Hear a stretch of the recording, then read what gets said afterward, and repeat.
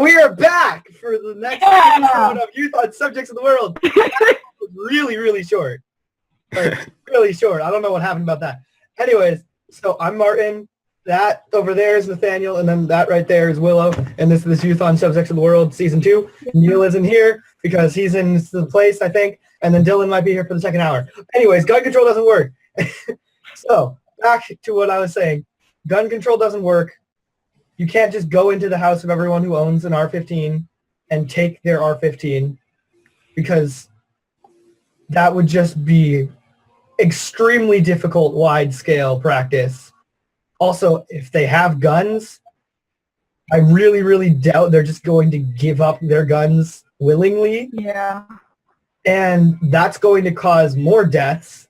Also, if someone obtains their gun illegally or keeps them illegally, the prison rate would go up if you make something illegal. Now all of these people are suddenly, if they refuse to give up their guns immediately, like fugitives or whatever. That doesn't work. Also, in America, as you can see from our drug problem, it is not hard to get things legally. Like, where I live in New Hampshire, I think we have, like, the second highest drug problem in America. West Virginia's the top. We're the second. Wow. So, and all of the drugs that are, like, the biggest problems are illegal here. Like smoking cigarettes is illegal, tobacco and drinking alcohol is legal. Not smoking cigarettes isn't illegal. No, the two basic things that most places have legal are legal, and then that's it. Medical marijuana is legal, but not for recreational use. So, and mind if I butt in, also with, as we've seen throughout history, like with Prohibition, that just gets people wanting it a lot more with, like, people smuggling medical alcohol over the Canadian border. Yep. During Prohibition. So. Exactly. And that is a very sad thing that you can't really just stop it because it's become so much of a big part of some people's lives with just keeping so many guns. Well, can you repeat that? Willow, can you repeat that? Your audio kind of went out there. It's sad that we can't really, like, take the guns away and all that because, like, there's not much that you can do. Some people have all these guns and all that already. It would help a lot if you were able to get the guns away, but.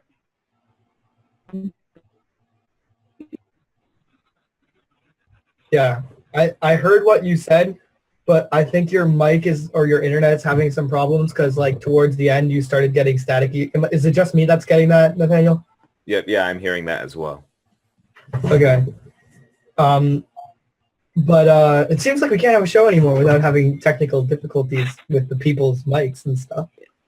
But yeah, like, there are so many problems in the world. Guns, like drugs, but like all of these things, like, are illegal. They, like, people make them illegal and they seem to not work. But then if you look at other countries, like, gun control works in other countries, and then the main question asked is, why wouldn't gun control work here?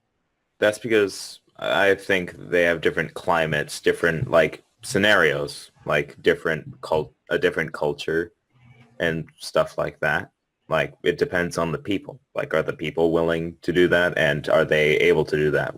Like, with the American culture, like, a large aspect of it is,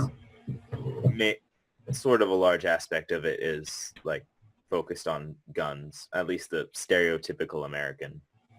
Like, sure, America, I got a gun. Holding the shotgun, wearing the cowboy hat, the boots.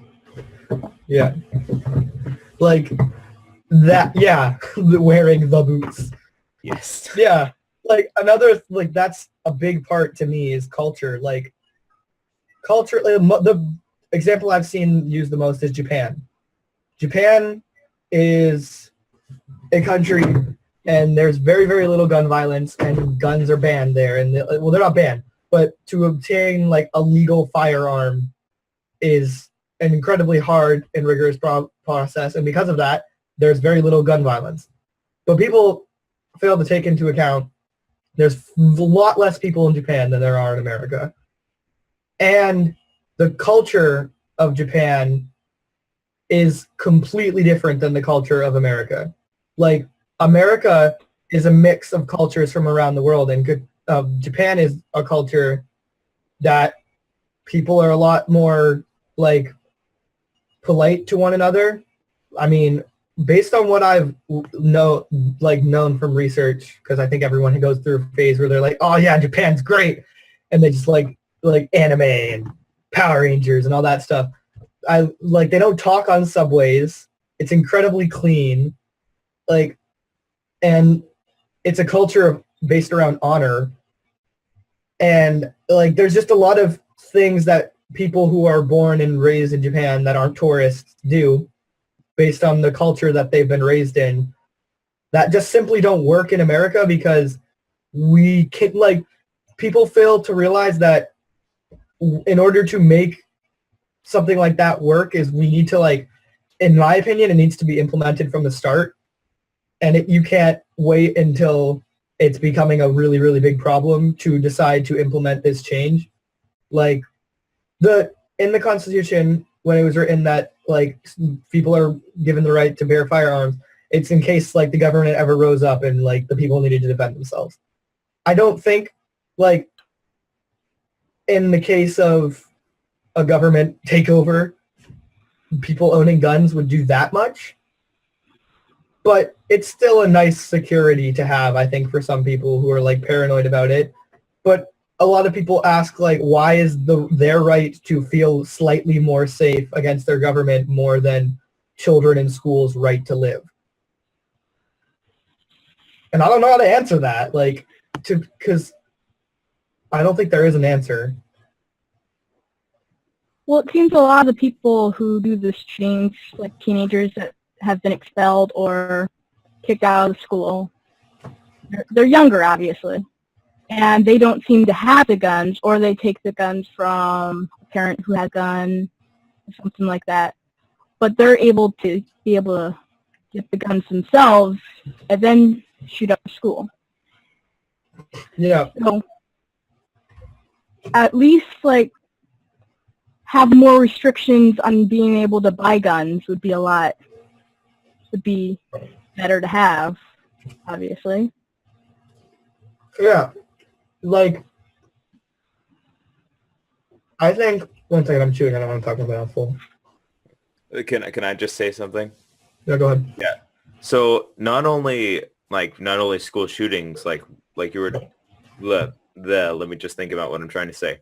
So not only is it school shootings that are owning a gun, how easy it is to get one in the United States.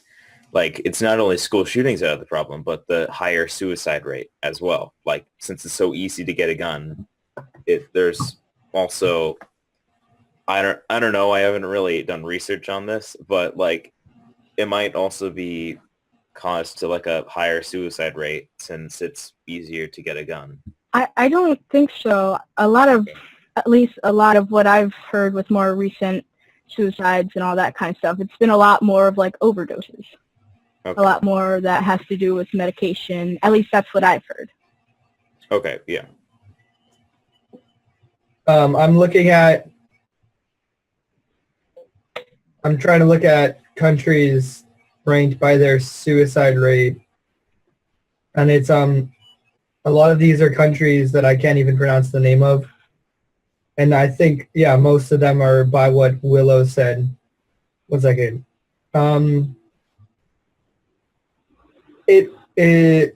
They're, for the most part, from what I can see, the suicide rate is highest in Greenland, from what I'm seeing. Really?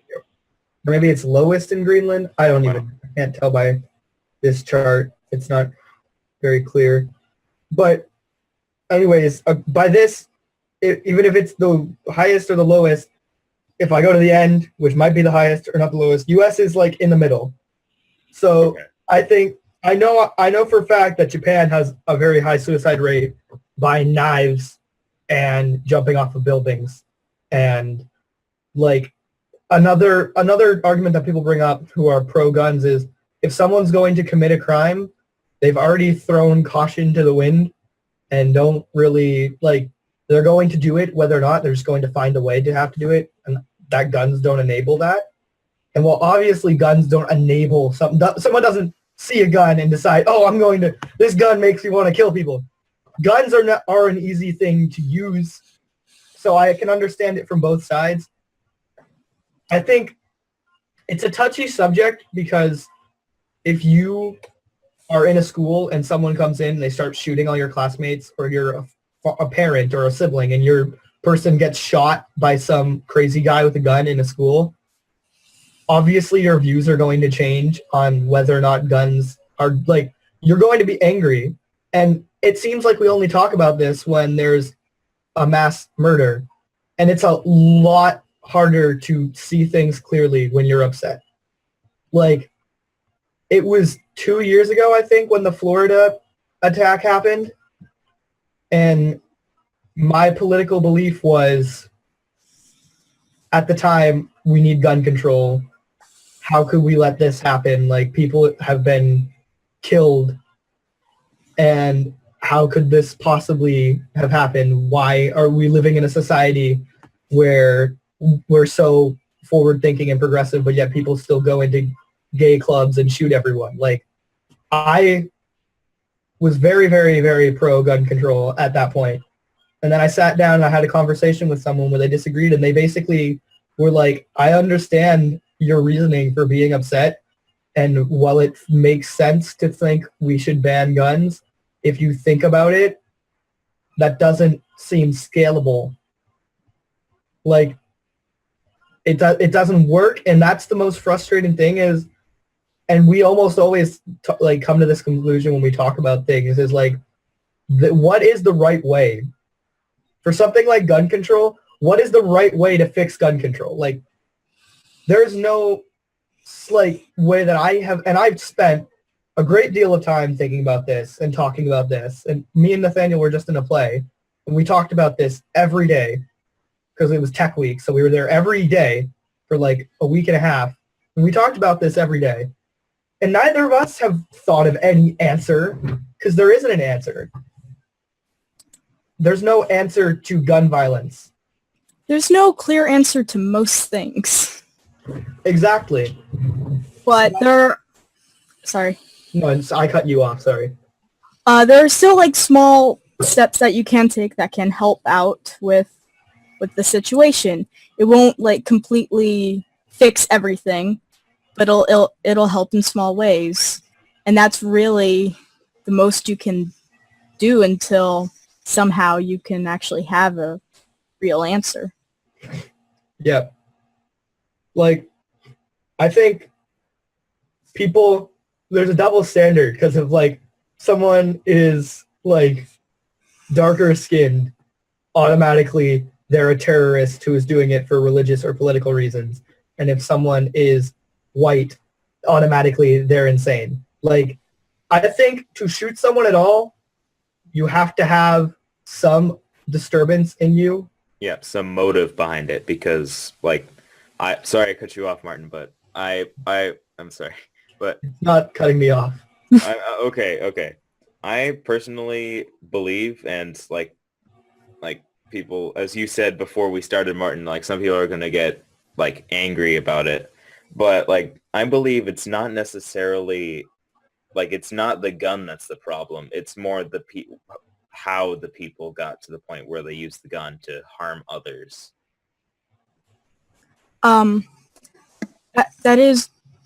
It is the people who are like doing the crime and like letting it happen, but it's the gun that helps them be able to do that.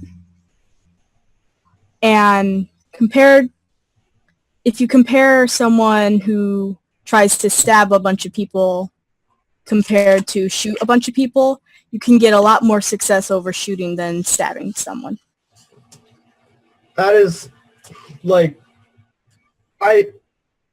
that is true, but then it makes you think, like, well, there's always alternative ways. And if you look at Europe, I mean, there was the Manchester attack during, I think it was an Ariana Grande concert last year, and it was like a bombing. So that's not a gun, and many, many people died and were injured. And then there was a couple instances in the last 2 years in Europe of people driving trucks or minivans and just running people over. And both of those situations didn't involve a gun and didn't need a gun to display harm. So I think if people are going to kill someone, they're going to find a way to kill someone. Like, gun just happens to be the thing that the person goes through at goes for at a school shooting in America. But I mean, this was like, I think the problem is when it's a school shooter, it always seems like when it's a shooter, you get to see, like, they focus on the shooter more than they should. And that shooter, like, they analyze him and like, oh, he was insane, or oh, he was like a radical Islamic terrorist, or like, oh, he was like a white supremacist, or like they analyze him and they decide like what his motives were, even if he never stated his moments, but he just like, they build a character around this person for what they did. And I don't know, I feel like that same analyzation doesn't happen for people who commit crimes with things that aren't guns. And I think when you promote a school shooter like that, I think that's doing exactly what they want to happen. I think when someone's in the mindset that they want to kill people, they want to be known, or like, I don't know what was going through that guy's mind when he shot up his school. Like, I never will know, and I hope to never understand his motives the way he understood his motives. But he obviously had them. He obviously was upset or emotionally hurt in some way to commit something like that. I don't know. Like, you hear the classic case of bullied or not fit in, or like, I don't know if that's always the case. I think that bullying is definitely a problem, but I don't know if that always factors into someone killing someone. But I don't know. Yeah, it is a problem.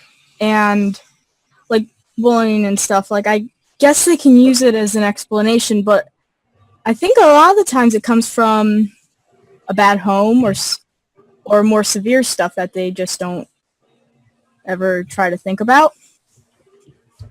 And with the whole thing with like driving the cars and the bombs, using guns isn't the only way to terrorize or hurt people like that. But at least right now, it's one of the more common. I disagree with that, because as far as I know, gun violence for terrorist act is like I think gun violence through like mass shootings takes up like 3% of gun violence and like mass shootings or something. Like, I don't think there are as many mass shooters as people think there are. Because the motives of a terrorist is to strike terror into a populace's mind, which is why, like, terrorists strike iconic landmarks to sort of strike fear into the mind of the people. Like 9/11. Yeah. And like the Paris bombings and the Paris attacks and the attack in Sweden and London, like, they use scare tactics to... Yeah. Like, I think bullying in home life definitely, I think there's definitely something wrong with how we are raising children if we have this many. Like, I've had conversations with adults, and they always, like, people of my parents' generation, for most of the conversations I have, they don't remember school shootings and shootings like this being such a big problem when they were younger. But that could also just be that news doesn't spread the same way it did then that it does now. Like, I don't know. Maybe I could be completely wrong, but there's definitely something wrong with how we're raising our children if there's so many more people that feel the need to kill someone else in this day and age. Well, also, I don't think shootings were at all, like, happening until I'm not even sure how long ago. At least, I shouldn't say shootings. At least more school shootings weren't happening as much as they are. Yeah. And I think we also need to address we also need to address the fact that our school system is majorly flawed in America. So we definitely need to address that. Like, people are so mad about school shootings, and I think they forget that there are other possible motives other than, like, being bullied and we need to ban guns.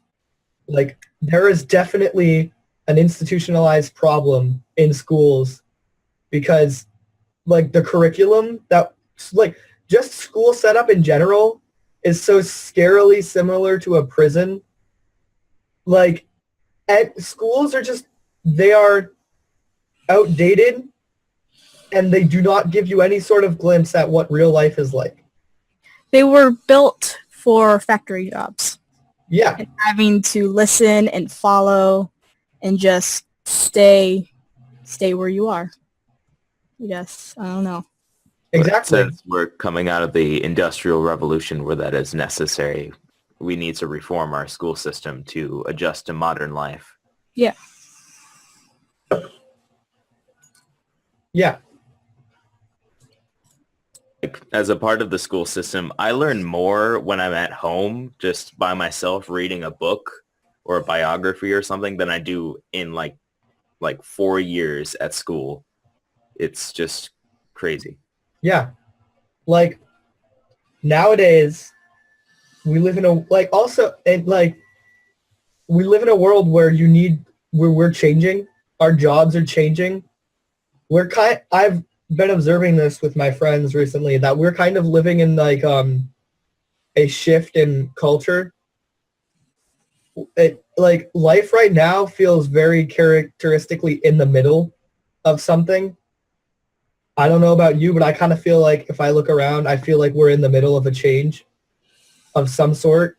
Like, I mean, if you look at things like, and this is kind of like more pop culture-y, but things like memes and, like, I don't know why I said it like memes, but, like, things that are extremely popular with the kids these days, like, of the last, like, 2 years, is slowly becoming less popular, and, like, the term dank meme isn't really a thing anymore because, like, it gets widespread to everyone and it's on the news within, like, days.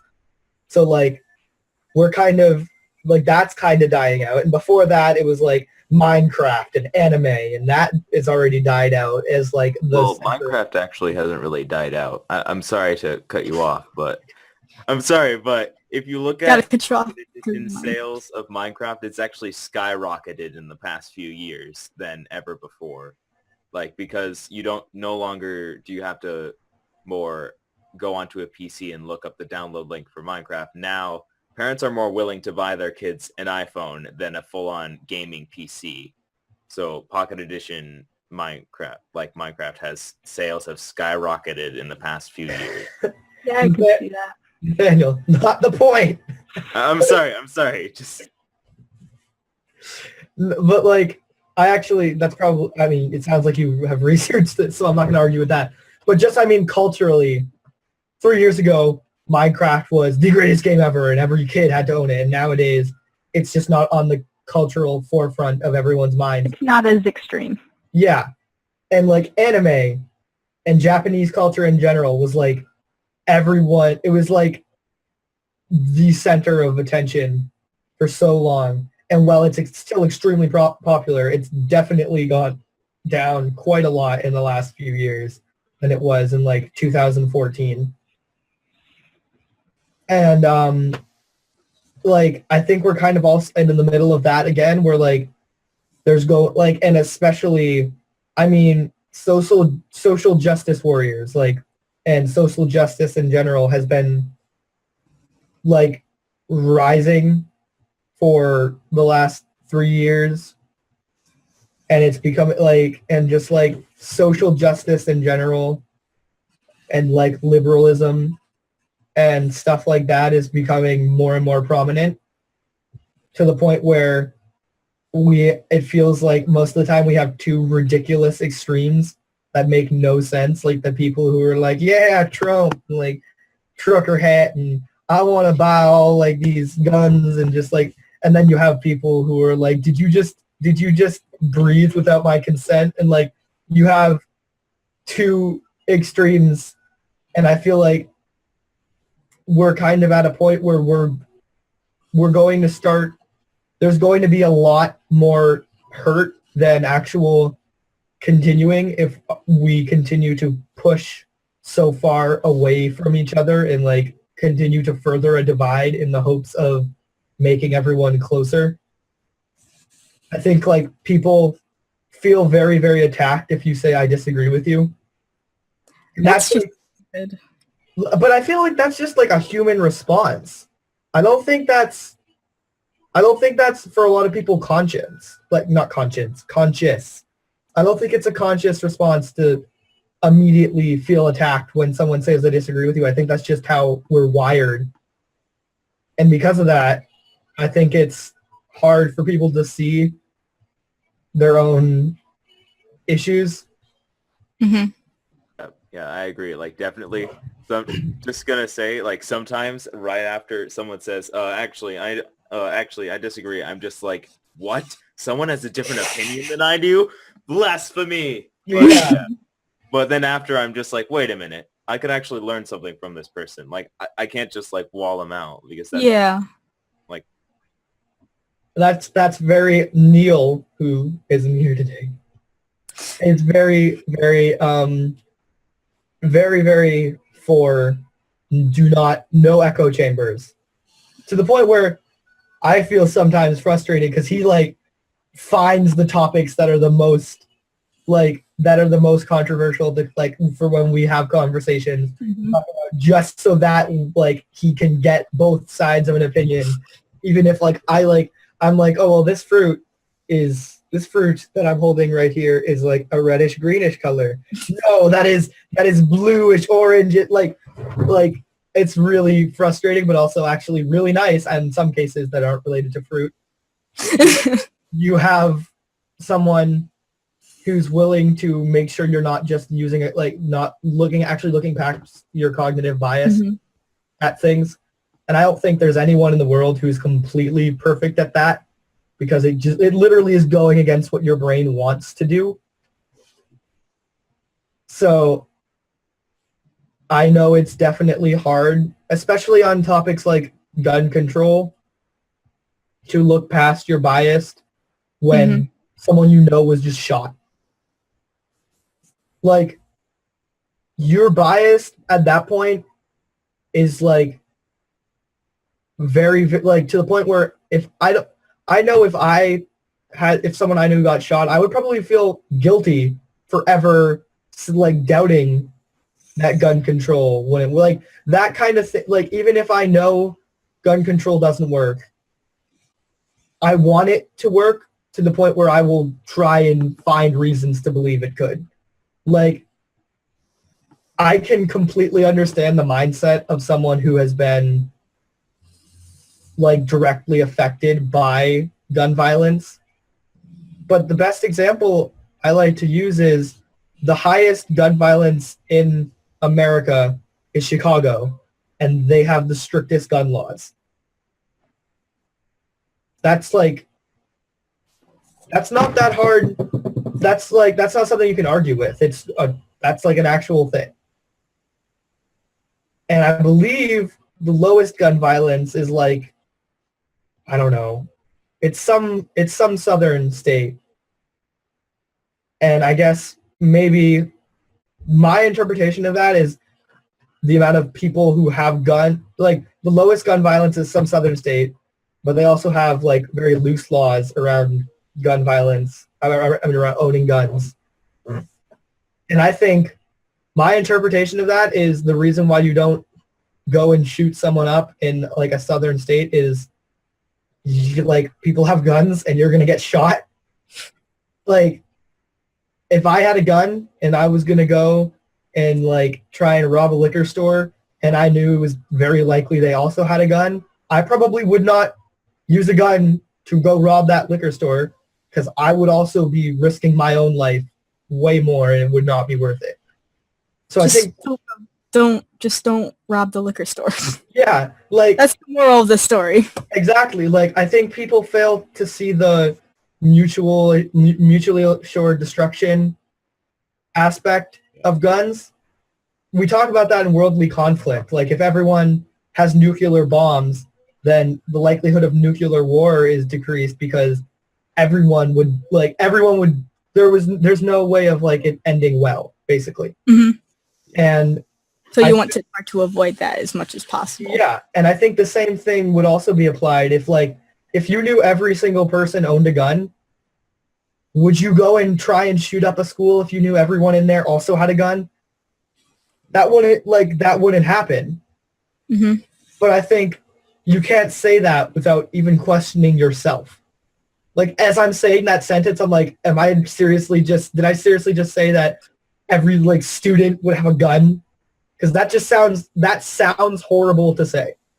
But if you think about it objectively, it makes sense. At least to me, I would not want to go and start a gunfight if I knew a bunch of people had guns and I was outnumbered like 1,000,000 to 1. It's like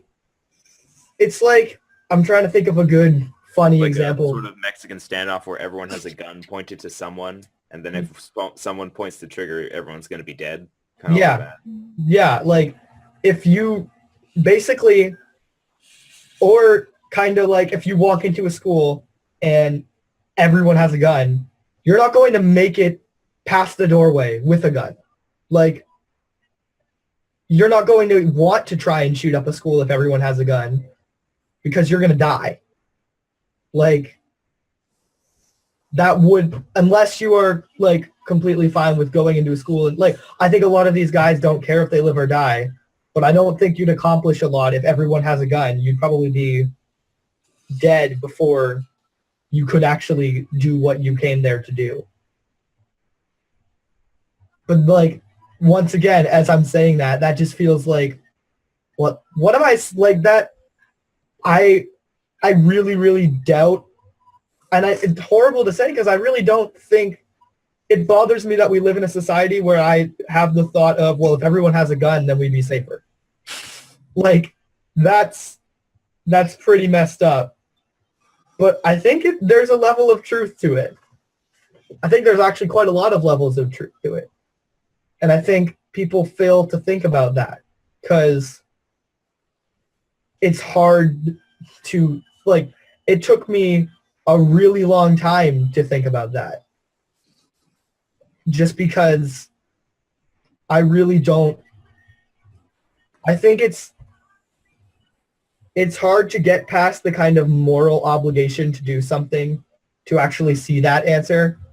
Because that answer is, like, if you are someone, I've mentioned this before, I'm currently, if you had to put me in a political box, even though I'm not a big fan of political boxes, but you'd probably put me in the political box of a libertarian. But like 3 years ago, you would have put me in the political box of a liberal. Like, my views have changed so much just by trying to separate myself from my own biases. And I feel like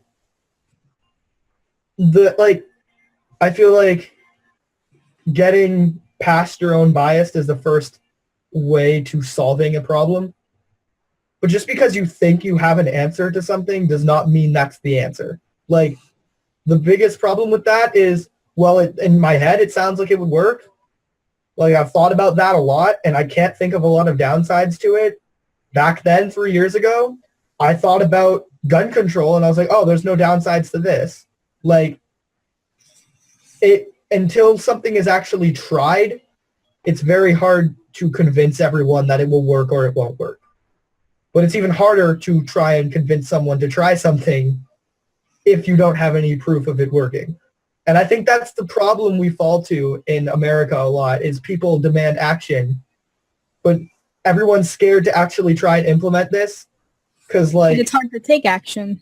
yeah, because to me, the thing that I would be the most, like, the thing that's the most, like, to me, what if you try gun control and it doesn't work? What do you do then? What if you give everyone a gun and it doesn't work? What do you do? Like, it's almost like scared to find out what actually happens if you try this. But that's really the only way to find out how something will work is actually testing it out. Yeah. Don't And I want- think, Sorry. yeah. No, I cut you off. I'm talking too much. But you don't want to find out what will happen if it goes wrong, but it's kind of like the only way to figure it out. Yep. So it's just like super awkward trying to even try it. Yep. And I think there's definitely a moral high ground when someone says, I don't believe in gun control, and then everyone jumps on them. There is definitely a moral high ground to saying we should have gun control if you don't think about it too hard. Because, like, the prospect of not having guns to murder people, that would be awesome. Like, I don't like guns. They scare me. I don't want to own one. But I still think if I could remove every gun from this planet and stop gun violence at the press of a button, I would do that. But that's not possible. And I would rather everyone has guns rather than some people who are crazy have guns. Mm-hmm. There's actually a meme about just some people that I've talked to that kind of seem like this. Like just kind of like having a high ground morally. Let me see if I can. Does it show up? No, it's just a white screen. Too bad. Okay, well it's a meme. Best It's a meme. wonderful white screen. I know. Well, like, I don't know. Also, the problem with saying my political box fits under libertarian is that's a very wide term. There's actually a different meme that's like, oh, I don't like them. Just how, like, libertarians don't like communists, and libertarians don't like Republicans, and libertarians don't like Democrats, and libertarians don't like other libertarians, because that's a very wide term, and I think there's a lot of people that fall in that political spectrum. But, yeah. I don't know. What time is it? Should We do have it? been talking about this for almost an hour. Like I just checked like a few seconds ago, and I'm like, whoa, we're talking about this for an hour. And do you mind if we like switch off sort I of? think we should go to break while we're still talking go to break? about this. Yeah, because the break video directly relates Okay. to this. So I think we should go to break and then we can talk about this, even though it's a little bit early. You think should we go to break, Willow? I think we could go for just a little bit more than break. Just kind of fill in the little extra space between Sounds good. so it doesn't seem too early. Okay, so words are happening. It is a time. I don't have It a is a watch time. on. It's 4:44. Oh my gosh. 444. Whoa. Wow. So I heard about this earlier, but like I found the article, I believe. So hold on, I wonder if you can see this. Oh, yep. Oh, it's backwards. That sucks. Dang it. No, it's not. It's Yeah, not actually. Oh, It was it's backwards for me, but yeah. I read heard the about- word cancer and vaccines, and that triggers me. Oh. Huh. Yeah, like I heard about it earlier, and I'm like, what? Why isn't the media reporting about this? And I watched a video on it. It was about sort of, it's by Film Theory, if anyone knows who that is. Like, Obviously. yeah. So What? here, How about- I will. I'm a child of this generation. I know who film theory is. Okay. Let's see. Okay. I'm going to try reading it the best I can. A revolutionary cancer vaccine that can eliminate tumors even after they have spread throughout the body is to go into human trials. The move follows trials on mice in which the treatment worked startlingly well, according to researchers, with 90% of the animals cured after one injection and the rest after a second jab. The team at Stanford University in California say that injecting a tiny amounts of two drugs directly into a tumor not only kills the original cancer, but also triggers an amazing body-wide reaction which destroys distant cancer cells. The drug combination works by switching on immune cells inside the tumors, which have been deactivated by the cancer, then boosting them so they can go to work killing the disease. When we use these two agents together, we see the elimination of tumors all over the body, said Professor Ronald Levi, I think that's how you pronounce it, who led the study. This approach bypasses the need to identify tumor-specific immune targets and doesn't require wholesale activation of the immune system or customization of a patient's immune cells. For the trial, Levi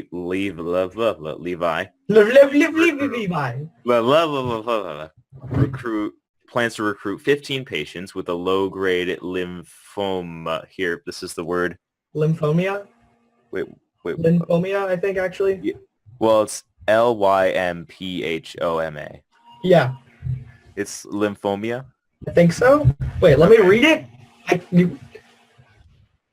Whatever. Actually, I think we should go to break before we start talking about this because the break video is about gun violence. That would be after break. Okay, so I think we're going to go to break slightly early so that we have more time to talk about this. Yep. Joining me now are 5 students from Parkland, Florida, who attend Marjorie Stoneman Douglas High School. They are David Hogg, Alex Wind, and Emma Gonzalez, plus Cameron Caskey and Jacqueline Corin. Thanks so much to all of you for joining me. And Cameron, I'll start with you. You say the adults have let you down. Well, the adults in office have let us down, absolutely. And fortunately, we have a lot of support from the older generations here. But what we're trying to do here at March for Our Lives is say, the adult politicians have been playing around while my generation has been losing our lives. If you see how they treat each other in the office, if you see the nasty, dirty things going on with them, it's sad to think that that's what they're doing while 17 people are being slaughtered and gunned down only yards away from where we're sitting right now. And March for Our Lives has support from everybody. And at the end of the day, this isn't a red and blue thing. This isn't Democrats and Republicans. This is about everybody and how we are begging for our lives and we are getting support, but we need to make real change here, and that's exactly what we're going to do. So, Emma, what is the plan? You say you want to spark a national movement. It's one thing to talk about it. It's another thing to actually make it happen. What are you going to do? Well, what we have set up right now, we have a website, March for Our Lives. We're going to be doing a march in March on Washington where we get students all over the country are going to be joining us. These kids are going to make this difference because the adults let us down. And at this point, I don't even know if the adults in power who are funded by the NRA, I don't even think we need them anymore because they're going to be gone by midterm election. There's barely any time for them to save their skins. And if they don't turn around right now and state their open support for this movement, they're going to be left behind because you are either with us or against us at this point. We are giving a lot of the politicians that we feel neglected by a clean slate because that's the past and we understand that. But from here on, we are creating a badge of shame for any politicians who are accepting money from the NRA. It is a special interest group that has most certainly not our best interests in mind, and this cannot be the normal. This can be changed, and it will be changed. And anybody who tells you that it can't is buying into the facade that's being created by the people who have our blood on their hands. David, a lot of people saw the reporting that you did from inside the school while the shooting was taking place, and I'm truly sorry that all of you had to live through that. But I want to read to you what President Trump said last night. He said that it's actually the Democrats that have let you down because they didn't pass legislation when they controlled Congress. Does he have a point? President Trump, you control the House of Representatives, you control the Senate, and you control the executive. You haven't taken a single bill for mental health care or gun control and passed it. And that's pathetic. We've seen a government shutdown. We've seen tax reform. but nothing to save our children's lives. Are you kidding me? You think now is the time to focus on the past and not the future to prevent the death of thousands of other children? You sicken me. So what kinds of laws do all of you think should be on the books that aren't right now? Well, what I think needs to be on the books right now that isn't is literally any law that's from either side of the political spectrum. If you're a Republican that supports mental health care, we want you out there making your voice heard, because that's just as important as gun control or gun safety laws at this point. Because Democrats also want gun safety rules, and we can't get into any more debates. We need discussion. We've had the debates, and people have died as a result. Children have died and will continue to if we don't stop now and look at both sides of this, because we can't wait around any longer. Children are dying as a result, and we need to take action. And I call on President Trump and the Republican-controlled House and Senate and executive branch to work together, get some bills passed, and stop taking money from the NRA, because children are dying, and so is the future of America as a result. I just want to say something I've heard a lot is the word gun rights. And that has the connotation that we are trying to strip people of their rights. Well, first of all, we have the right to live. And second of all, here at March for Our Lives, at least for me, we don't want to take the guns away from Americans. My father is a police officer, he has guns, and I understand that having concealed weapons is good for protecting yourself. But an AR-15 is not needed to protect your house from robbers. It's not needed to hunt bears. An AR-15 is a weapon of war, and a 19-year-old who is mentally challenged and has problems was able to buy an AR-15 easily. We don't want to disarm America. We want to make America have to work for their weapons, and we have to make sure that everybody who has this kind of power in their hands has been cleared to have it. Because if Nicholas Cruz had gone through 5 minutes with any medical professional, they would have said, this person does not need an AR-15, this person needs a counselor. And 17 people would not have needed graves. Alex, your own Senator Marco Rubio says that more gun laws won't do anything, that anyone who wants to commit violence is going to find a way to get a gun. If you think that, Senator Rubio, then change the way it's easier to get a gun, okay? If you think it's too easy to get a gun, do something about it. Make it not easier to get a gun. March 24th on the March for Our Lives is only the beginning. This is the first march, but I can guarantee it will not be the last. We will be marching for the 17 we lost at our school. We will be marching for everyone we lost at the Newtown Sandy Hook shooting, at Columbine, at Virginia Tech, in San Bernardino, Orlando, at the Pulse shooting, and at Las Vegas. This is only the beginning, and March 24th, things are going to change. It's not our job to tell you, Senator Rubio, how to protect us. The fact that we even have to do this is appalling. Our job is to go to school, learn, and not take a bullet. You need to figure this out. That's why you were unfortunately elected. Your job is to protect us, and our blood is on your hands. Well, I know that millions of people are watching to see where you take this movement. You've already got tens of thousands of followers online, and we'll be watching to see if you're able to change a pretty entrenched political dynamic here in Washington. Thank you so much to the 5 of you for joining us today. Thanks for having us. Thank you. Hi. Hello, hello, hello. We're not actually here. This is a Fig Newton of your imagination. A Fig Newton? That's what I heard. That's what I said. You never heard that joke? A Fig Newton of your imagination? No. That's what I... No. I know you said Figment, but I No, heard I said Fig Fig Newton. What? Yeah, I've said Fig Newton. You've never heard that? Like a fig... Do you know what a Fig Newton is? Yeah, I know what a Fig Newton is. Yeah. You've never heard people say that? No. Oh.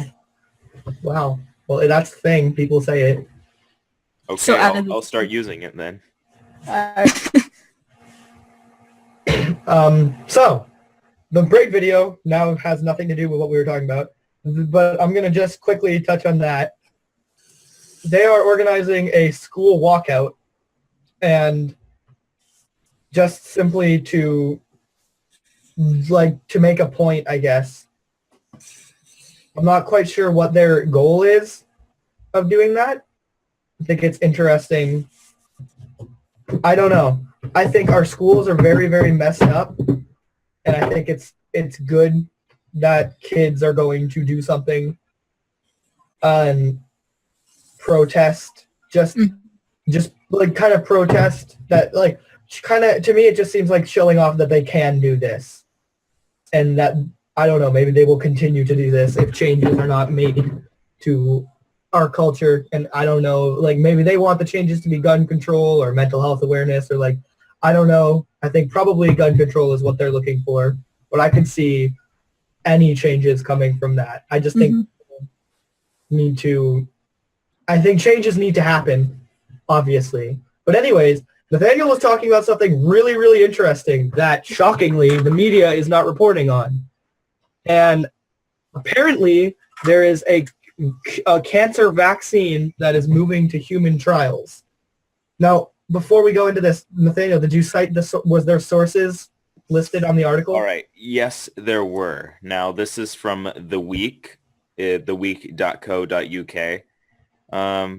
Let's see. Let's try. Like, some of the passages were from, like, the Daily Telegraph, and there's also like Robert Levi, who led the study, the Daily Mail, and several other magazines and newspapers talking about this, but not so much like and just for those of you out there who know that mice don't necessarily translate to humans, it says, at the end of the article says, but the big question is whether the approach works in people, as most rodent cancer therapies don't translate to humans, the magazine notes.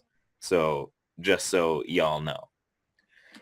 So as you were saying, Martin, like, the media doesn't really report about these good things going on in our world. It's mostly the bad things, like the shocking stuff that just grabs people's attention.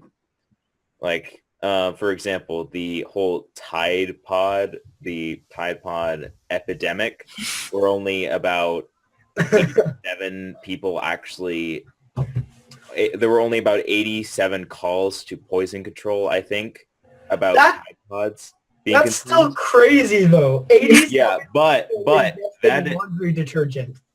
Yeah, but that's compared to overall, I think, I forget the actual number, but it was overall like maybe 33 million calls total.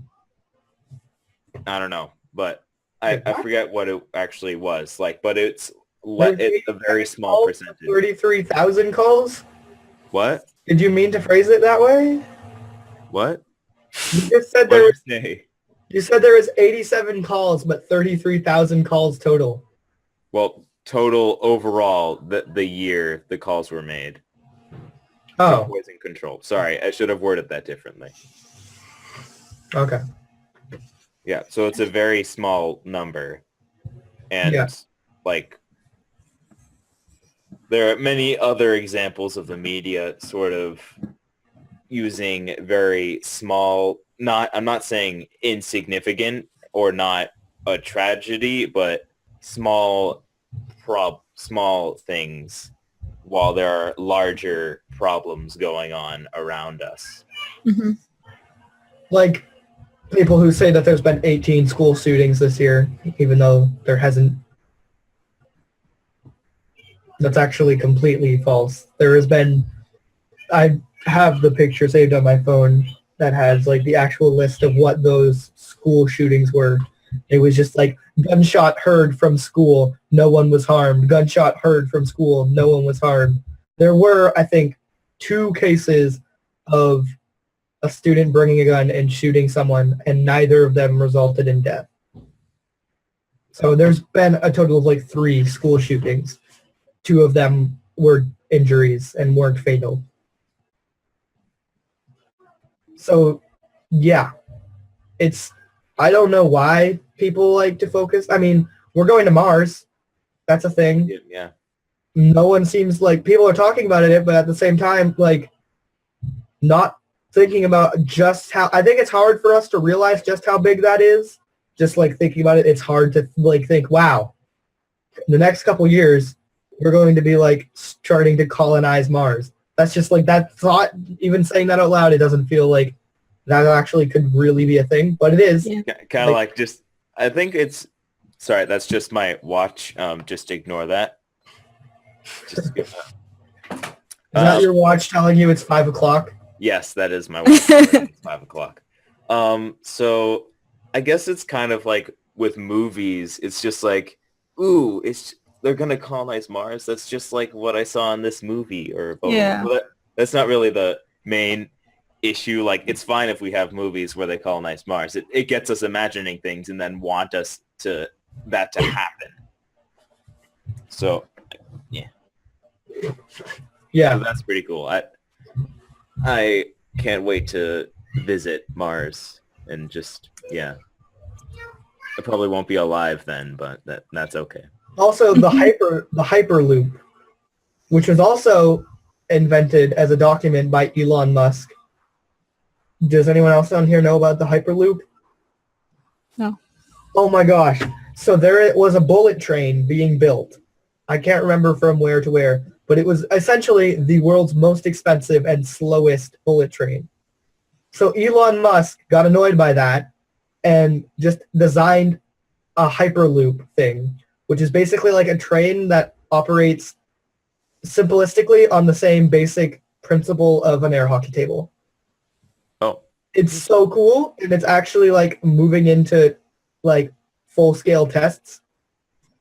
I think you can get from, I'm going to look it up real quick. You guys can have a conversation while I find more information about it. All right. So how's the weather? Rainy. Oh, that sucks. It's gray outside, so we might get some rain later. Yeah, that is Ohio in the winter is just gray, rainy, snowy, depressing, Yeah. sad, Yeah. all of that in one. And then you get to spring, it's like, oh, it's not that bad. In New England, it's like you'll freeze to death in the winter and you'll boil to death in the summer. I hate the heat, so even if it's like in the 80s, I'm like, nope, I'm done. I don't want to be here anymore. I kind of prefer winter because like I can get warm, but in summer I can't really get cold. It's so much easier to just like put on more jackets or just like put on more blankets than try to just get as cool as possible. Which is illegal. Like if you want to go for the extremes, it's illegal Yeah. to do that. Martin, you find it yet? 1 second. I'm calculating something. All right. Let's see. Hold on. Here, this will keep us entertained.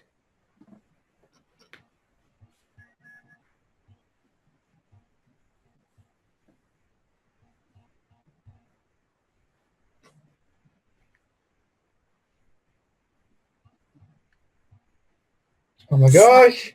Load faster. Well, it loads. I'll give you a little bit more information that I have now. So the Hyperloop, which has the coolest name ever, is What? the Hyperloop 1, which is essentially a mode of transportation invented by Elon Musk, which is currently being built for full scale. And it is incredibly fast. And it was built by, like, everyone has a concept of Elon Musk, right? The guy invented SpaceX, which is doing more than NASA to like get to Mars. Yeah. When he doesn't actually have a degree in rocket science, he taught himself, who unschools his children. Unschools his children? Yes, that is. I haven't told you about unschooling. I'll tell you about unschooling later. Let's not talk about that now. Okay.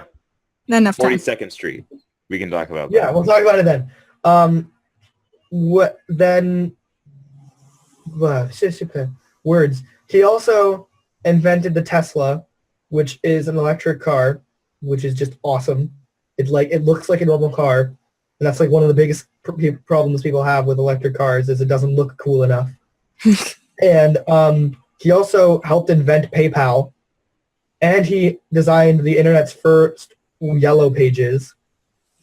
And when he was 12, he designed a video game and sold it for $300, which is how he got the money to build the Yellow Pages, which is how he got the money to build PayPal, which is how he got the money to do SpaceX, which is how he got the money to do Tesla, which is how he got the money to do the Hyperloop. So the guy's a genius, and he's doing more to help our planet than like anything else. So 1 second, this is still taking a really long time.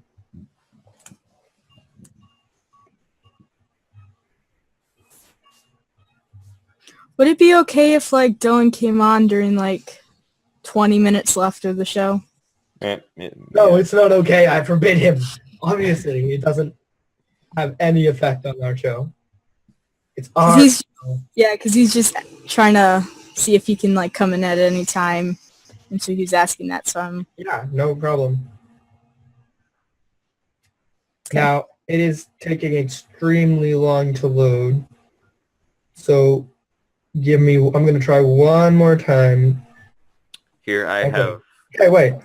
It's now finally loading.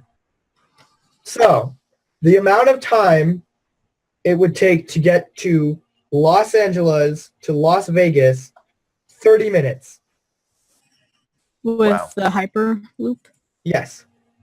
To give you a scale, that's 4 hours and 17 minutes by car, 3 hours and 28 minutes by plane, 2 hours and 42 minutes by train, and 2 hours and 8 minutes by, I don't even know what that is.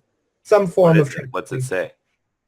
It doesn't say, it's an image. So if you want to check out these for yourself, go to hyperloop1.com. To get to Mumbai to Pune, what would normally be a 3-hour plane flight is a 13-minute Hyperloop. That's a scale of how fast that is. And that's currently being built. So that's not science fiction. That is in scale, like that is being made right now. And as far as I know, it would not be expensive because it's not expensive to make.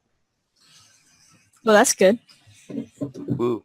So essentially, planes are going to go out of business. Anyways, so that's just an example that took a really, really long time of the fact that things in the world are not nearly as bad as people make them out to be. Politically, there are definitely a lot of problems. I think everyone knows that. Mhm. But people seem to forget in politics there is no right answer. That's why there's different political parties and why people feel so strongly about said parties. I don't really know. Mhm. I don't know why people cling so much to the title.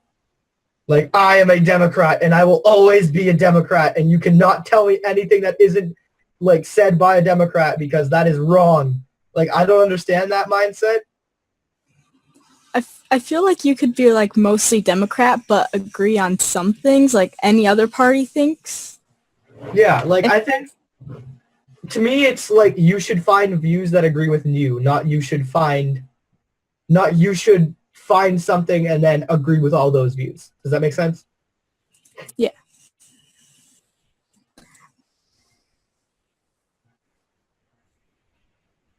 Looks like Nathaniel's. I'm texting my mother. She's nagging me about not making a list of food items for the trip to Costa Rica. And I'm like, Mom, I was doing homework and I'm on the podcast, so yeah. I wanted to ask a question. Does everyone's parents watch the podcast? Mine has. Only my mom. I think maybe they have. I've definitely told my parents what we've talked about, if it's cool, like if I think it was pretty cool. Not that it isn't cool, but just like I know what you meant. worth sharing. Yeah. You like jumped on it like things that are like cool. No, but not that this isn't cool. Like, But I have told a few people that I know about the podcast. But yeah. yeah, my parents watch it occasionally. Like they watched it occasionally if I tell them a specific episode. But I definitely talk about it with them a lot. But like, yeah, podcast. I think this show to like we've been doing this now for over a year. Like, and I think it's quite awesome because it's definitely helped me build skills that I did not otherwise have. For instance, skills with talking to people live on air in front of like who knows who is watching. Yeah. Like and just like design skills. Like I wrote the theme song, and like my friend built the video, and like just like skills on how to work together and build something from scratch and stuff like that. And I think it's definitely an important life skill that school does not teach you, is how to be creative in your thinking.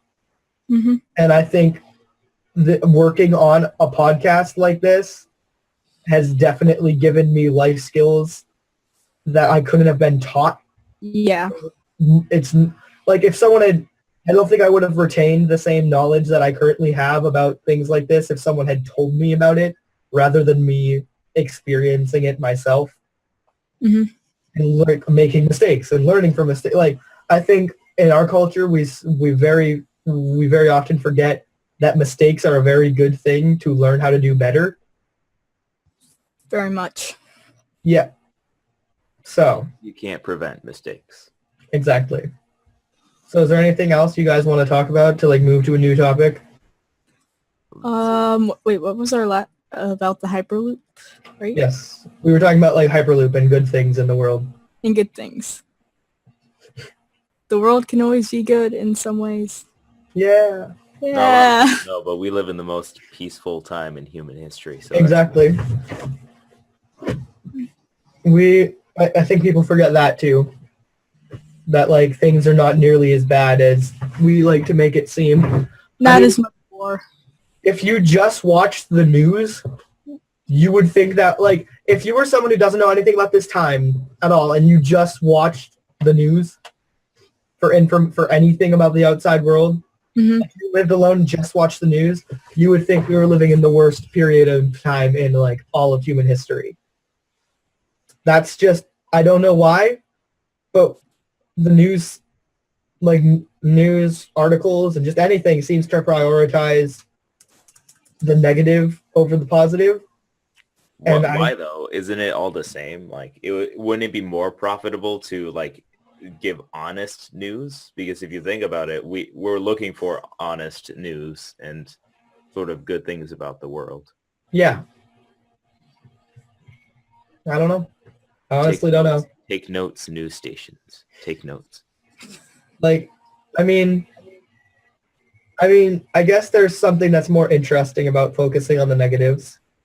I mean, if you look at, we definitely have a lot of lighthearted humor on this show, but if you look at on this show, we don't, for the most part, go on and talk about all the cheery things that are going on. Like, I walked by a cat today, and that cat purred when I pet it, and then I walked my dog through a land of rainbows. Like, we talk about, like, well, this shooting happened, and we need to do this about gun violence, and this, and this, and this, and this, and communism is bad, and war is this, and, like, all these things to, like, talk about. So I can kind of understand, because, like, it's interesting to talk about negative topics, but we're not reporting it. We're discussing it, so it's different. Basically just bouncing off ideas and thoughts and stuff. Yep.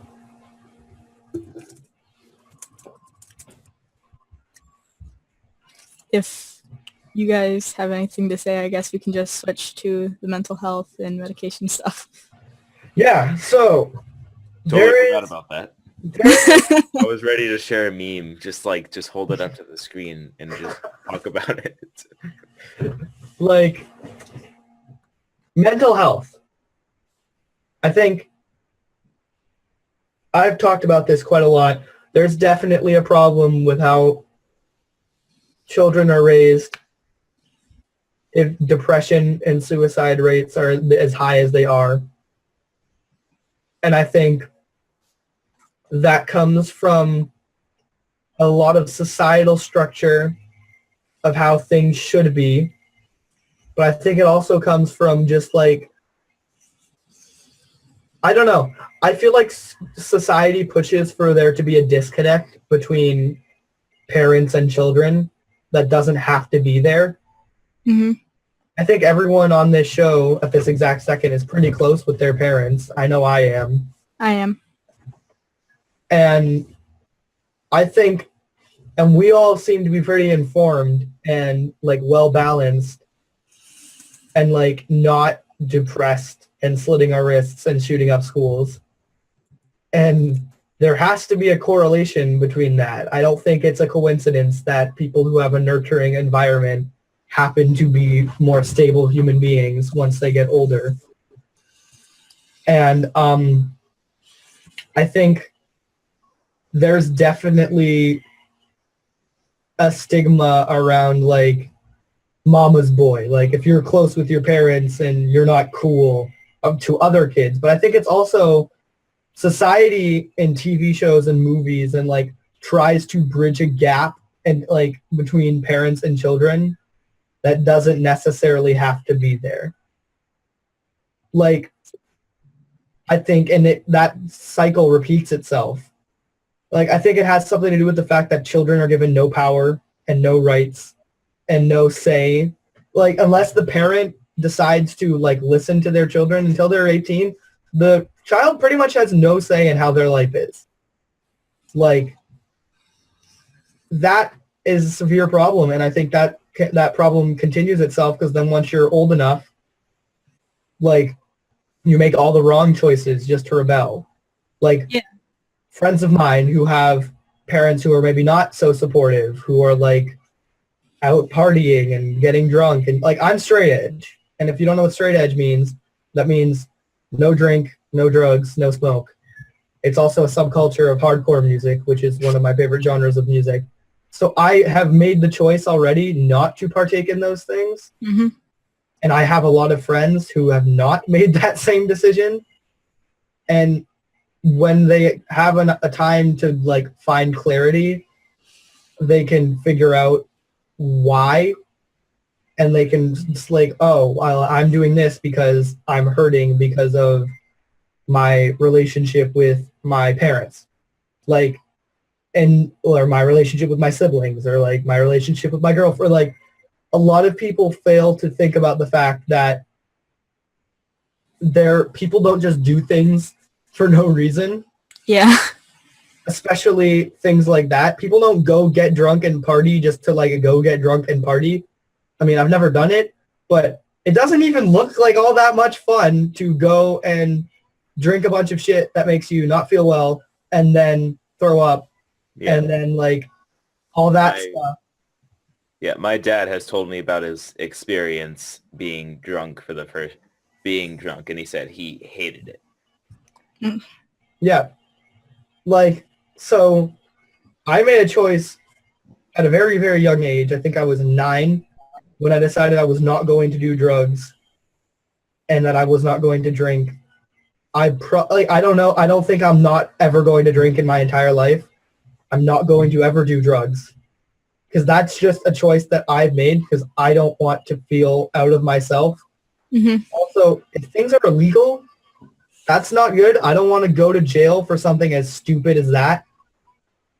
Like, but I also, that it comes back to like gun control a little bit, is that I don't believe just because I don't do drugs that all drugs should be illegal.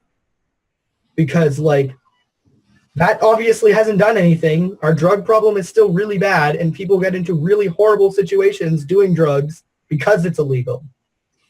Like, drugs are bad. Like, that is my opinion. But I don't believe that it should be illegal because it obviously doesn't work. I mean, the war on drugs has been happening since like the early 80s and we're worse now than we were then. Like, it obviously is not working if we have like our prison population in America is way bigger and no one's like people are still doing drugs and doing drugs more than they did then. Like, so I think people need to realize the solution to solving problems is not just to ban the most obvious thing. Mm-hmm. I think a problem with a lot of the drug problem is people hurting and people who are upset and they're trying to find an escape and then it just spirals from there. Like, I think I actually had a very, very close friend of mine overdose a couple months ago and like they currently do not partake in any sort of drugs for that reason because they almost died. Like, so not only did I already make the decision, but I know why. Like, there's people around me who have not made the decision and had bad things happen because of that. And I've talked to them and they're like, I don't like my relationship with my family, and I realized that's why I was doing this. Like, it was an escape for me. Like, I think people need to understand the way that, like, to raise your kids, like, I don't expect to raise your kids completely equal to you, because obviously you're going to be smarter and know more about life than a 6-year-old is. Because you've just lived long, like, that's just a fact. But I still think you should treat your children closer to equal than that you already are. Like, yeah. No, you talk. Than just this little person that can't do anything in life and you make all the decisions for them. And then that means they never have any kind of I can't think of the word. I think, yeah. I think the two things that can come of that is if you're completely controlling, when they're 18, they're not going to know what to do. That's why we have so many, like, millennial college students who are, like, demanding free this, and, like, there's the whole stigma of millennials don't get jobs and stuff like that, which I don't really believe. But anyways, like, I definitely know some people of that age range who don't really know how to function in adult society because they've been told what to do and what this, and like been raised in a school system that like is designed for a factory and like stuff like that. And I think the other way it can go is you're told what to do, you don't want to be told what to do, and you go the complete opposite way of what to do. And you go really rebellious and get yourself in a lot of trouble. And that can end anyway. Like, I'm not going to use names or anything like that because I don't want to give away personal information about people.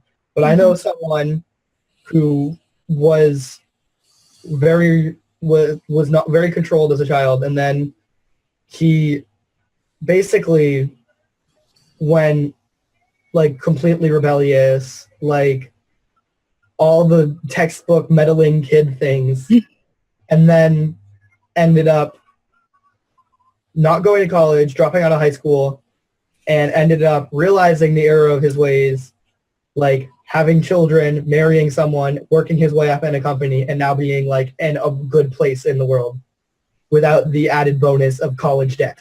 So I think there is a lot of ways things can work out, and I don't know. I just think no one should ever have to feel like they're not comfortable or like safe around their family. Yeah. And I think too many kids do not feel like in good company around their parents or their family.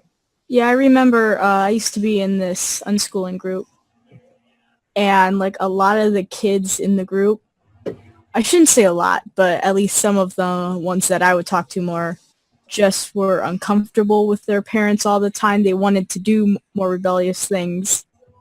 And that's just like uncomfortable to hear. And then it's like, you don't know what to say to that. Yeah. Like, you don't want to encourage them, but you can't really say anything to their parents, I guess. I don't know. Yeah.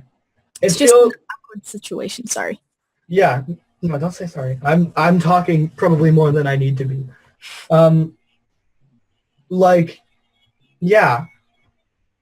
I get a lot of that too. Like, I think if you look at people who are raised in like a nurturing home, I can think of 5 examples of those people being like head like screwed on well, like ended up not doing like super rebellious things and like actually have a grasp of what life is like. And then I can think of one example where they did like the exact opposite. And then if I look at people who do like come from a controlling family, most of the time they have like, even if it's not like a giant thing, like a rebellious phase, like, and I think because of that, there's a whole stigma around like teenagers are rebellious and like they don't know what's good for them and they're just like partying all the time. And I really hate that because, I mean, I guess I'm a teenager. I'm 15, but I don't do any of the things that are related with like my age group Yeah. because I don't feel the need to. Yeah, it just doesn't feel like it's called for.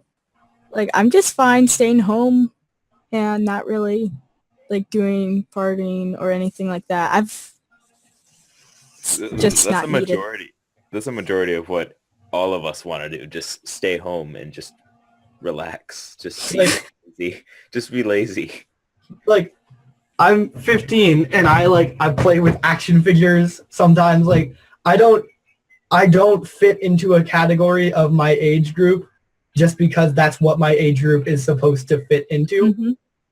I absolutely hate the idea that when you're 8 years old, you have to be interested in that. And when you're like 14, you have to be interested in this. And like, because I'm interested in what I'm interested in, when I'm interested in it, because I find it interesting, not because someone tells me I should find it interesting. And I think that's another thing is if you're pushing kids to grow up or if you're pushing kids to like do like be into this role or do this and do that, that also can cause a lot of conflict because like I don't believe that anyone should be pushed to act their age. Like I've never had anyone tell me to act their age because I've had people tell me I'm pretty mature for my age considering like I had a lot of people misjudge me based on my appearance. Yeah, I've been guessed as way older than I actually am too. Yeah. A lot of people just based off of like my appearance judge me as like some like 19-year-old like frat boy or like metalhead or something like that just because like I'm tall, I have like shaggy hair and like that's pretty much it. But I don't like I like metal music, but I don't like hard partying or like playing foosball. Like I don't even know what hard partiers do. Like what do? Do you just like go and do bad things? Like let's do things that are bad for us because that seems fun. Like I don't like I just know what like the stereotypical sitcom way of looking at it looks like just like really drunk people just doing stupid things. Yeah, and I don't feel the need to know anything more than that because like I don't care that much. So yeah, I think there's definitely a problem in our society with things like that, with just like how we raise children impacts everything because children, whether you like it or not, are the future. You're going to die someday. And your generation is all going to die someday. And you have to make sure that the next generation is either if you feel like your generation is like good, and that sounds weird to say, but like, you know what I mean? You want to continue that, or if you want to make sure they don't make the same mistakes you make. And if we just continue the same problem that we recognize, then that's not going to work out. Like, we need to realize that children are someday going to be adults, and and you need to make sure they don't resent you, because like people talk about like when their child is like rebellious and 15 won't talk to them, like, well, look at how you talked to them when they were younger. Like, did you always listen to what they have to say? Like, did you always hang around them? Like, were you good to them? Like, did you have a good relationship with your child before they got to this age where they were able to, like, notice that you didn't? Mm-hmm. Because, like, there's not much you can do when you're, like, a small kid. Like, you don't really know this stuff is wrong. So you just kind of like, okay, this is how it's supposed to be, I guess. But as you get older and then experience other people's families and stuff like that, it's like, yeah, that's not okay. Yeah. And like people don't just decide to be jerks for no reason. There's obviously like you have to analyze what you did. Cause like you have to take at least 40% of the credit for how your child ends up. At least. Depending on how you raise them, it could be more. Like you can't just like your child, like if you were completely nice and like understanding of your child's needs, and I'm not saying like never make them do their chores or like when they're a jerk, never punish them kind of thing. Like just like don't hit them. I'm very much not for any sort of spanking or anything like that. I don't think you should hit their I don't think people should hit their children. Wrong. You can't hit another adult. Exactly. Like, don't. The way I've always, it's just so ridiculous to say, yeah, it's bad to hit people. Like, that doesn't make sense. Why would And then like, you just go around and hit your child? It's like, yeah. no. Why would you teach someone it's bad? Like, hitting is bad by hitting them. Yeah. That's like mass shootings are bad. I'm gonna shoot you. Like, I don't understand. That just continues the same behavior. If you don't like what someone's doing, that means it's okay to hit them. Like Yeah. that sort of mindset continues itself. So Or just stupid. yeah, like I don't know. It's a difficult conversation to have because no one wants to be told that like you're parenting incorrectly or you're not doing it good enough.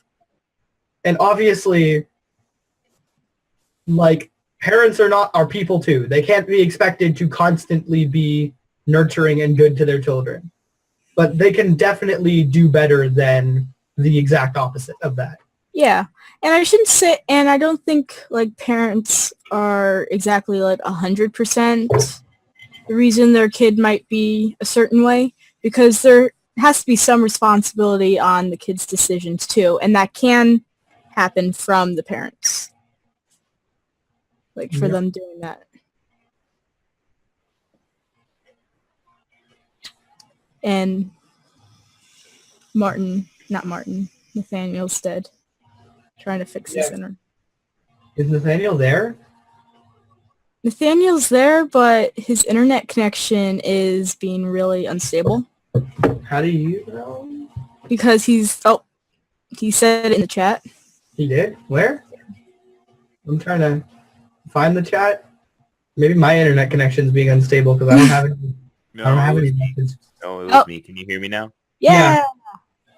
I don't have any messages in the chat. Yeah, I was just on our bad internet connection. Oh wait, it says no connections available. Let me fix that.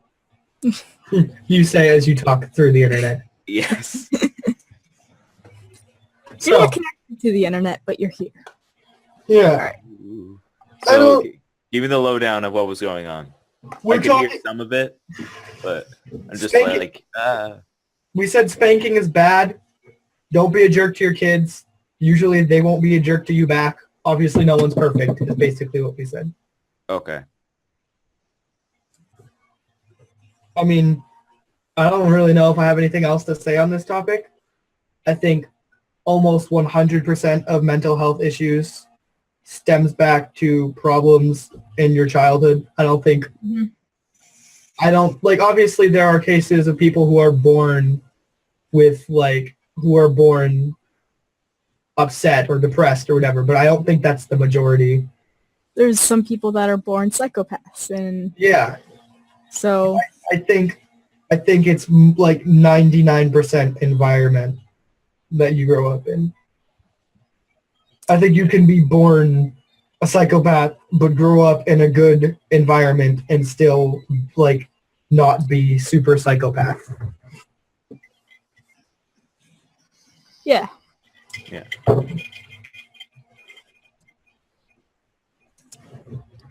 I mean, With the wait, whole- what way do you test whether or not someone's born a psychopath though? there might be tests for it, but I really don't know.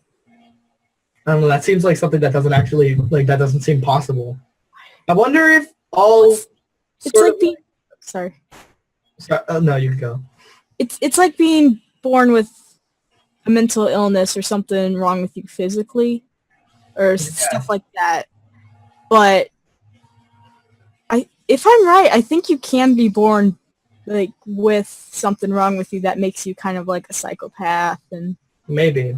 I don't know. I feel like I also have been doing like very little, but it's something I'd like to research some more is people who are like genetic, like chemical imbalance depression. That's a theory that is heavily debated between people, whether or not there is such thing as a chemical imbalance for depression. And I believe there is. I know people who don't believe there is. So I know, like, I've heard from both sides of the spectrum. And I don't know if either of you even have, like, know about this debate. But if you do, what is your opinions on it? I'm not really sure about like exactly what you're talking about. And like what the arguments are. Well, I personally know that it might be a chemical, I don't know, but I just know that naturally I think humans just feel depressed sometimes. Yeah, I don't mean like the emotion of depressed. Oh, I okay. mean people who are like chronically depressed and can't like don't understand sunsets and like things like that. Like people who like clinically do not know, like have any visible cause for depression. And there's a lot of debate on that. There's actually what brought this topic to my attention is the like internet feud between Prince E and Boy in a Band. You know, everyone knows who Boy in a Band is, right? Mm-hmm. I do. Do you know? No, I'm not hip with the times, as the kids say. So do a YouTube search for Boy in a Band. He's an incredibly smart person who also does some music stuff. Yeah. But I more enjoy his political and scientific things. Actually, on our AI podcast, a basis for a lot of it was his AI episode that he did on his YouTube channel. But there was an internet argument between him and Prince E. And Prince E is a man who I cannot stand. I feel like he abuses people's emotions and fear mongers and does a lot of very, very shady things and then says things that are just completely wrong and then contradicts himself, but also is super obsessed with himself and money. So I have problems with Prince EA, as you can see. But I really thought that video was interesting because the video, Prince E was like, well, you can just get past depression if you think about it. And then Boy in a Band was like, no, it's a chemical imbalance. But What? How do you spell Boy in a Band? it's one word, Boy in a Band, but all one word, so no spaces where there should be. Oh, okay. I thought it was like Boy in a Band. Boyo in a bando. But anyways, I'm running out of things to say because I don't know. The things aren't flowing in my head any longer. How about the whole medication thing with like antidepressants and stuff? Oh yeah, we were going to talk about that. I honestly don't feel comfortable taking those. Like if I don't was either. What? I don't either. Yeah. They literally altered the way your brain works. Yeah, that just sounds creepy to me and just unnatural. It is very unnatural. Also, if you ever go off of them, the withdrawal is just horrible. And I think there's a very big correlation between shooters on antidepressants. And like, I feel like I read that like a lot of school shootings from the past like year, the subject have had a history of antidepressants. Like, antidepressants are just not good for you. One of the, like, they mess around with the way your brain works, and one of the main causes is more depression because of that. Like, it can, first of all, if it work, like, it can work. If it works, like, if you ever go off of it, you're going to be messed up. And if it doesn't work, there's a very high chance it's going to make you worse. So, Well, I have a little experience. My grandma has been on antidepressants for a very long time, and she was on them when my grandpa died. And she said because of taking the medication, she couldn't even like cry because of it. It was like so bad. And recently, probably a couple months ago, she's starting to get off of them, and I'm really hoping that it goes well and she doesn't get very big side effects or anything like that. yeah. She says she already feels much better and that she, like, actually has emotions compared to when she was on the medication. Yeah. Yep. There's a topic. So that's Yeah. There's something of a topic with this because people who antidepressants have worked for swear by it as being a lifesaver and don't stop pill shaving, stuff like that. But I'm sorry. I'm not going to encourage people to take something that changes how their brain works. Changing how your brain works means changing how you work. Like, and they're so overprescribed, it's ridiculous. Like, a friend of mine who I was talking to was prescribed, like, she was taking a survey and at her doctor, and in the survey she said she sometimes feels depressed. Mm-hmm. Everyone sometimes feels depressed. It's an emotion. Like, that's not unusual to feel depressed sometimes. Yeah. But her doctor immediately offered her antidepressants. If you feel depressed sometimes, then it's probably not even severe at all, and you need no medication. Yeah, I feel depressed sometimes, and sometimes yeah. So does that mean you need medication? No, like I have my own ways to make myself feel better. I'm not saying that I don't want to feel depressed. Actually, sometimes I feel like sort of not better about myself, but sometimes better after being depressed because I know just I have emotions. Yay. Yeah. It's nice feeling emotions because then you know you're actually a normal human. Yep.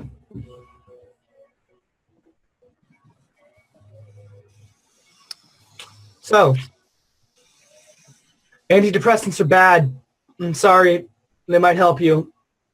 I really don't think you should be taking them. Sorry.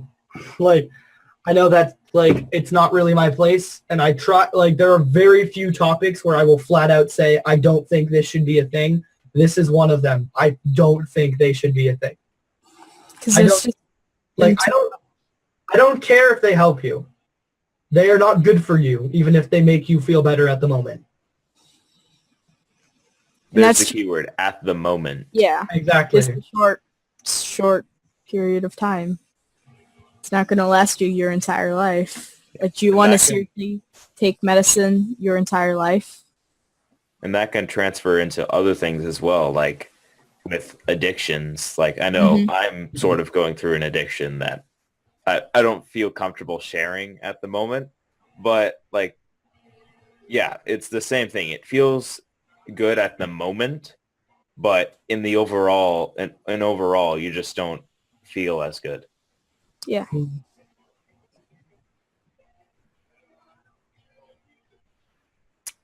It's just not good to do stuff like that. Yep. Anyway. We haven't really talked about this much, but what is everyone reading at the moment? Just book-wise or just articles and stuff like that? I started this book that my uncle's girlfriend, I think my uncle and my uncle's girlfriend got me. I started it. It's pretty interesting. It's Washington's General. It's about Nathaniel Greene. So pretty interested in reading that. You started to say Nathaniel. I was like, oh, I see how it is. But like, yeah, reading is like just reading, same as anything else. Like it's fun sometimes. Sometimes. Sometimes when it's assigned, it's not as fun. Yeah, I'm not a big reader at all, and I have like a lot of trouble reading books because I just don't find much fun or interest in it. But like I've done some research on subjects and like read articles and stuff, and that wasn't that bad because it was actually something I was interested in. And even I have read books that, what on earth is that? This is a good book.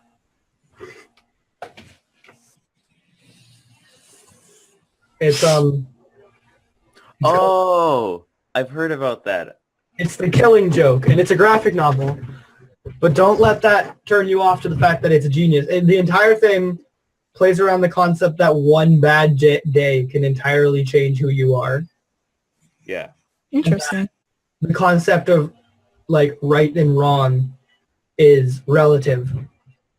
And I don't know, it's really, really interesting. It's a simple enough story, but it has a lot of deeper meaning to it if you actually like look into it. And it's called The Killing Joke, and I highly recommend it. I don't actually have any other books in here. I have a ton of books, but I just don't have them at my desk currently. Yeah. I have one book on my desk, and that's a cookbook. Oh wait, I have a mountain bike book in here. A book on mountain bikes. I have a science textbook and a script, but Fancy. Oh, I have nice. like a sketchbook, a couple other like reference books, but there are like 4 cookbooks in my house, and I only have all 4 of them is because like 3 people in my house decided to go vegan. And so my mom just wanted to she got 3 out of the 4 of them. And so I've just been kind of going off of some of them. And really, being vegan isn't that hard. You don't need a cookbook. But some of them are fun, so. So, I think we should probably close up. I know Dylan wanted to be on, but we're kind of running out of things to say. Yeah. It's almost 6 o'clock. Like, Yeah, it's close we've been enough. for almost 3 hours. Yeah. So, real quick, I just wanted to say, like, thanks for watching, like, the show. It's been a while since we started the show, and I think I'm much more confident about the shows now, and I enjoy them much more now than I did.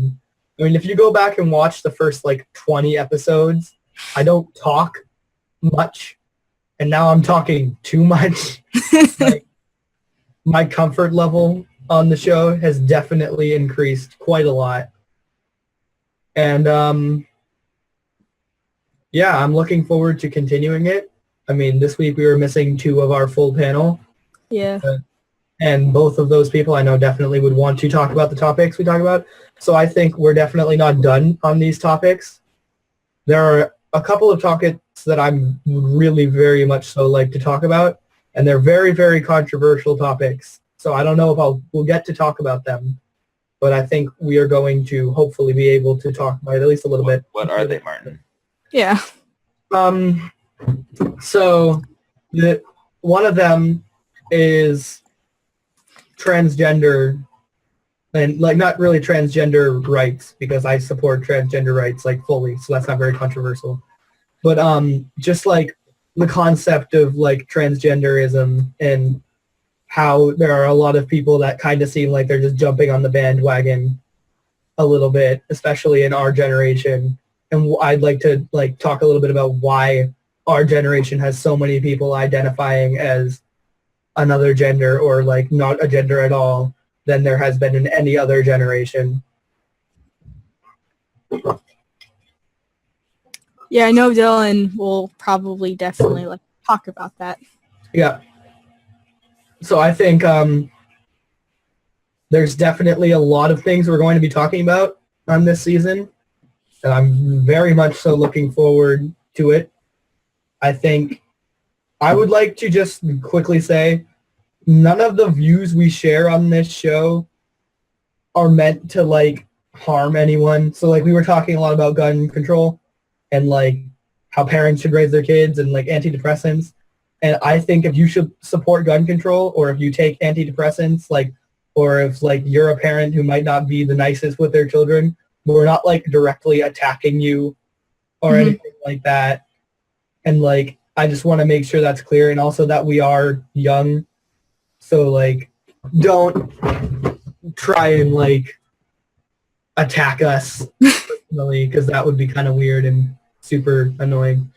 And also that like, on the same note, don't like just take our opinions as opinions from children. And I know that's hard to say both because like they kind of contradict each other. Like, I don't know. Basically, don't try your best not to get upset if we say things you disagree with.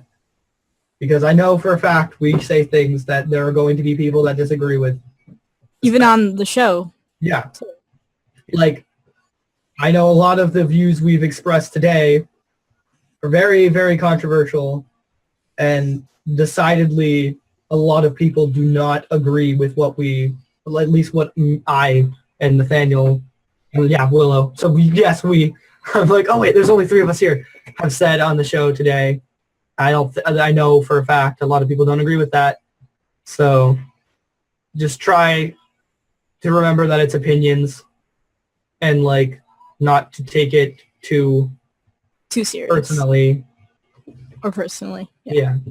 I mean, take it seriously. It's a big issue, but don't take it personally. Anyways, so yeah, I think that's pretty much it. And anyone else have anything to say for their closing thoughts? No. Just don't rob a store. Don't rob a liquor store. Yep. Bye. Bye.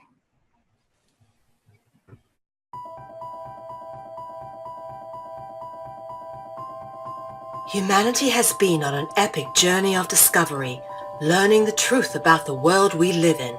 New discoveries about the true origins of humanity, ancient history, free energy, as well as the systematic corruption of world governments are now on the forefront of our daily reality.